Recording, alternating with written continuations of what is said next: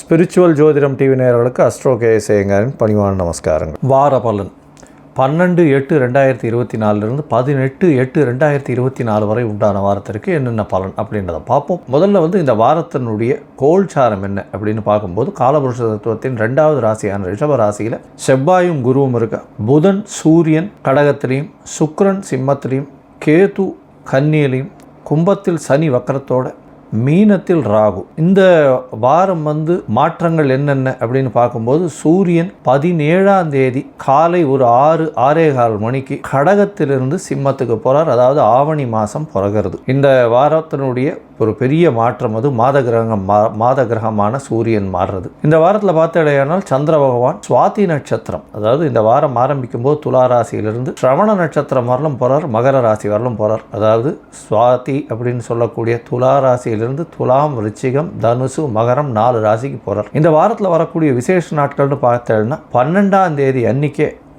திரிதினஸ்பிரிகு அப்படின்னு போட்டிருக்கும். அப்படின்னா ஒரு நட்சத்திரமோ ஒரு திதியோ, அதாவது 3 நாட்கள் அது வறுமையானால் அது திரிதினஸ்பிரிகு அப்படின்னு சொல்லக்கூடியது. ஒரே நட்சத்திரம், ஒரே திதி, ஒரே யோகம் அந்த மாதிரி வந்ததேயானால் இந்த மாதிரி திரிதினஸ்பிரிகுன்னு சொல்லக்கூடியது. இன்னைக்கு பார்த்தாலேயானால் சுவாதி நட்சத்திரம் கிட்டத்தட்ட ஒரு 1.25 நாழிகை இருக்கும். அது 10ஆம் தேதி அன்னைக்கு, அதாவது 11ஆம் தேதி அன்னைக்கு அதிகாலை, அதாவது சூரிய உதயத்திற்கு முன்னாடினா 10ஆம் தேதி கணக்கு வரும் தமிழில். சூரிய உதயம் டு சூரிய உதயம் தானே, அதனால் முந்தின நாள் வரும். அதற்கப்புறம் 11ஆம் தேதி அன்னைக்கு சூரியன் உதிச்சதுக்கப்புறம் 60 நாழிகை சுவாதி நட்சத்திரம். அதுக்கப்புறம் இன்றைக்கி ஒரு 12ஆம் தேதி அன்றைக்கி ஒரு 1.25 நாழிகை இருக்கிறதுனால திரிதினஸ்பிரிகுன்னு சொல்லக்கூடியது. 3 நாள்கள் ஒரே நட்சத்திரம் வர்றதுனால இது சொல்கிறது.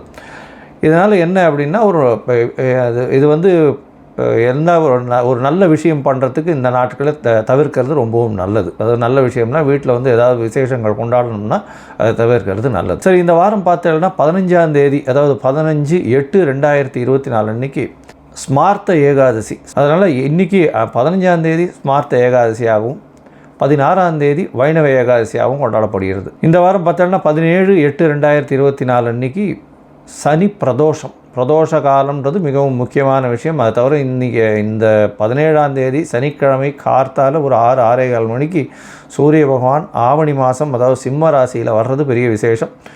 அன்றைக்கி சனி பிரதோஷம் வேறு, அதுவும் பெரிய ஏற்றம் கொடுக்கக்கூடிய நாள். அதாவது பிரதோஷத்திற்கு வேண்டிக் கொள்ளும் எல்லா விஷயங்களும், எல்லாவித தோஷங்களும் போகக்கூடியது, எல்லாவித கஷ்டங்களும் தீர்க்கக்கூடிய நாள்னு சொல்லக்கூடியது. அதுவும் சனி பிரதோஷம் மிகவும் விசேஷமான ஒன்று.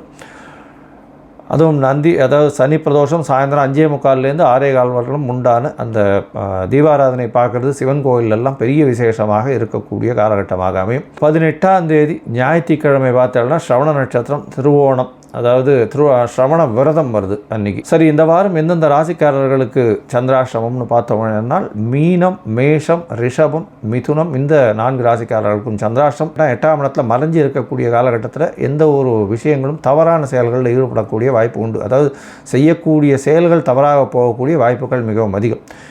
மயங்கக்கூடிய காலகட்டம். அதனால் புதிய முயற்சி வேண்டாம், வெளியூர் வெளிமாநிலம் பிரயாணம் வேண்டாம், யாருக்கும் ஜாமீன் கையெழுத்து போடாதீங்க, பொறுமையாக இருக்கிறது நல்லது. ஒரு ராசிக்கும் என்னென்ன பலன் அப்படின்னு பார்ப்போம். மேஷம் முதல் மீனம் வரை. அதான் என்னுடைய மொபைல் நம்பர் கீழே ஸ்க்ராலிங்கில் வந்துன்னு இருக்கும். உங்களுக்கு அஸ்ட்ராலாஜிக்கல் கன்சல்ட், அதாவது ஜாதகத்தின் வழியாக ஏதாவது தெரிஞ்சு கொள்ளணும் அப்படின்னு பார்த்தீங்கன்னா உங்களுடைய date, time, place of birth, உங்களுடைய பெயர், உங்கள் தாய் தகப்பனார் பெயர் அனுப்புங்க. அதற்கு உண்டான கட்டணம் என்னன்றதும் சொல்கிறேன். அதை நீங்கள் போட்டுவிட்டு அதுக்கு உண்டான யூடிஆர் நம்பரும் நீங்கள் ஷேர் பண்ணுங்க. உங்களுக்குன்னு அப்பாயின்மெண்ட் தரேன்.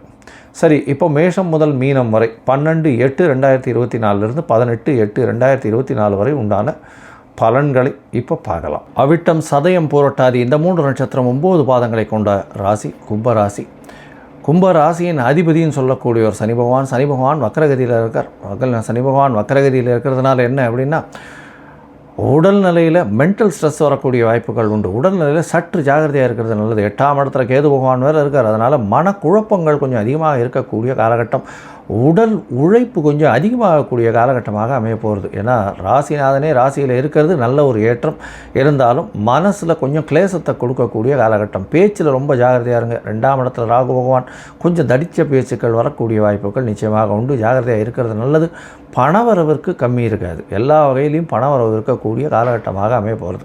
உங்களுடைய ராசிக்கு பார்த்தோம்னா 4ஆம் இடத்துல குரு பகவானும் செவ்வாயும் இருக்கிறது பெரிய விசேஷம்.